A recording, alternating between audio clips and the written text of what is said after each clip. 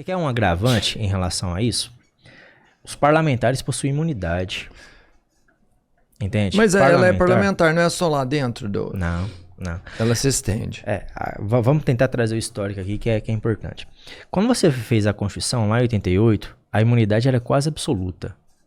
Quase absoluta. O parlamentar poderia falar o que entendesse, entende? Nada seria responsabilizado. Isso é importante.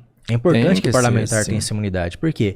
Porque o parlamentar só vai conseguir denunciar uma coisa que estiver errada se ele puder falar. Entende? Senão vai acontecer igual aconteceu durante a ditadura. Na ditadura, o parlamentar começava a colocar as manguinhas de fora e começar a denunciar, ele ia preso. Acabou. Então você precisa dessa imunidade. Você precisa. Acontece que o primeiro caso que se começou a questionar a imunidade foi justamente com quem? Com o Bolsonaro. Ele é deputado. Você lembra aquele caso lá da Maria do Rosário? Sim. Que ele falou que ela não merecia ser estuprada porque ela era feia? Em outras palavras, uma mulher bonita merece ser estuprada. É como se fosse uma dádiva para uma mulher ser estuprada. Aí ele foi e falou isso. Ele foi responsabilizado no âmbito civil a pagar uma indenização. Ali começou a responsabilização dele. Entende? Aí ele falou uma outra frase também que foi bastante infeliz. Que ele falou que foi numa comunidade quilombola. Aí ele falou, o afrodescendente mais leve que tinha lá pesava 15 arrobas. Lembra desse caso? Arroba é medida de gado, né? Ele comparou uma pessoa negra com um boi. Um animal. Aí nesse caso, ele não foi responsabilizado. Não foi responsabilizado. Tá entendendo aqui?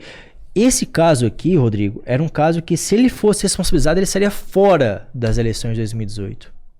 Estaria fora, porque foi pertinho da eleição. Você entende? Esse caso eu também acho que foi um cálculo político pelo qual o Supremo não responsabilizou ele.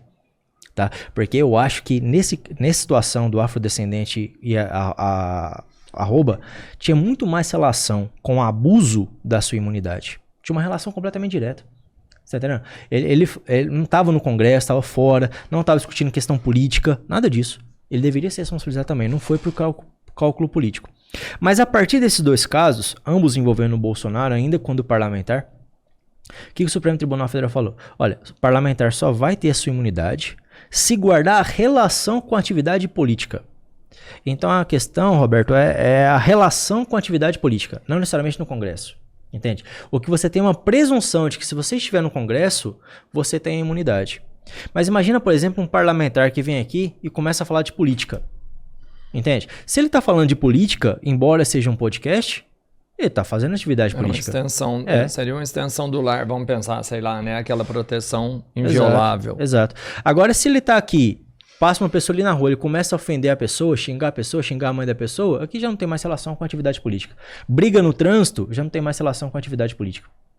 Então, como que você tem a ideia dessa imunidade? Tem que ter relação com a atividade política. Tem que ter relação com a atividade política. A questão que se coloca é, discurso de ódio é atividade política? Atentar contra o Estado democrático é atividade política?